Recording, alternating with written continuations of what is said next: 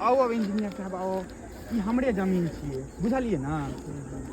एतऽ ओ अंत से हाँ हाँ 4 फ्लोर के मकान ठाड़ करबाक छै आ 20 से हन्ना के रास्ता जेतै, दुनू काट दिल गार्डन गार्डन वाला पार्किंग चाहिए आ बीच में जे छै से स्विमिंग पूल रहतै, जेमे से एकटा ओ फुहारा वाला लगा देबै छै, एना एना हाँ लग जेतै।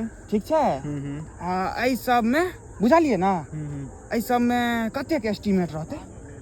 एहि सब में लगभग मिला जुला के जमीनो तमीनो लेबै ना। हाँ जमीन तमीन मकान लगा के 2.5 करोड़ के आसपास पड़ जात खर्चा। 2.5 करोड़। हाँ हमरो ओते तक आबे वाला छै, अकाउंट में आबे वाला छै, आबि जेतै। कोन अकाउंट में? ओ आबे वाला छै हमर अकाउंट में ना, काल्हि 11 बजे तक आबि जेतै। ओ 30% जीएसटी टीएसटी काटि लेतै आ एकटा एवरेज हमरो तक पाई आबि जेतै। कहीं तू ड्रीम 11 पर टीम नहीं ना बनबै छै? हजूर आब अहाँ तऽ बुझिए गेलिए। हाँ रो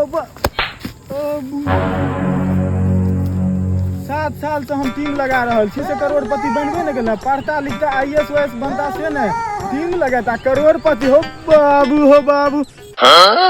करोड़पति मकान